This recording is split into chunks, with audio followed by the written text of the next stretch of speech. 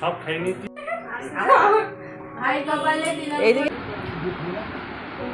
রাধে রাধে বন্ধুরা, তোমরা সবাই কেমন আছো? আশা করি সবাই ভালো আছো। আমরাও খুব ভালো আছি। তো ভাইফোঁটার ব্লগ নিয়ে আজকে চলে এসেছি। তো ভাইফোঁটার সকালে আমাদের একটা তোষক কেনা হয়েছে। তো কৃষ্ণ দেখো কেমন সুন্দরভাবে ওটাকে টেনে নিয়ে আসছে। ওকে শুধু কাজ দিতে হবে।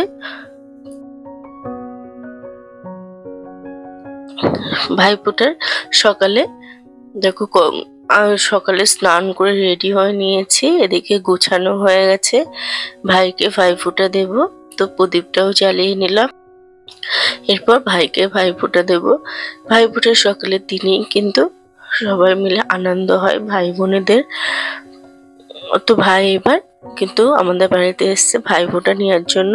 তো বোনকেও বলেছিলাম, ও এসছে। তো সবাই মিলেই কিন্তু আমরা এখন ভাইফোঁটা দেব। তো এদিকে আমি কিন্তু ভাইফোঁটা দিয়ে শুরু করেছি।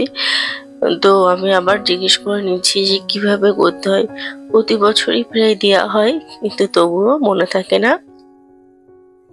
তো মা বোনের কাছ থেকে আবার ভালোভাবে সেটাকে আমি শুনে নিই।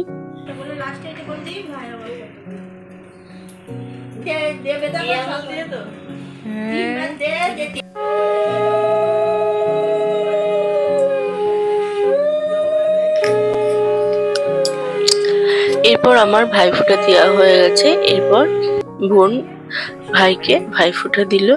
তারপর একটু মিষ্টি জল এগুলো কিন্তু খাইয়ে দিল।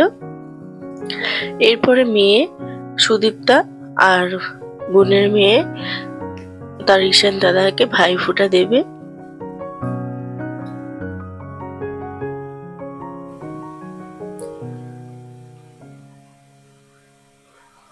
এদিকে দেখো কৃষ্ণ কত সুন্দরভাবে প্রদীপের তাপ নিয়ে তার দিদিকে দিয়ে দিচ্ছে, দাদাদের দিয়ে দিচ্ছে। কত হাসলে অত হয়। তুই উঠে পড়লি কেন? বসতে কত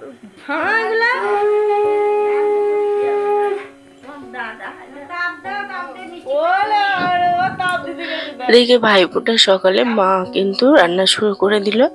এদিকে লুচি বেলে নিচ্ছে, লুচি ভাজা হয়েছে। আর হয়েছে সকালের মেনুতে ঘুগনি আর মিষ্টি। তো ভাইফোঁটা দেওয়ার পরে দুই বোন মিলে লুচি আর ঘুগনি খাওয়া শুরু করলো। এদিকে দাদা আর ভাইও কিন্তু লুচি খাওয়া শুরু করলো। তো সকালে এইভাবেই কাটলো। তারপরে আমরা দুপুরে খাওয়া দাওয়া শুরু করলাম। দুপুরের মেনুতে কিন্তু আজ নিরামিষই হয়েছিল, যেহেতু বৃহস্পতিবার আমরা সবাই নিরামিষ খাই। তো নিরামিষ আইটেমই হয়েছিল। তো বন্ধুরা, তোমাদের ভাইফোঁটার ব্লগ কেমন লাগলো অবশ্যই কিন্তু কমেন্ট করে জানিও। আজ এই পর্যন্তই। আবারও চলে আসবো অন্য কোনো ব্লগের সাথে। সবাই ভালো থেকো, সুস্থ থেকো। রাধে রাধে।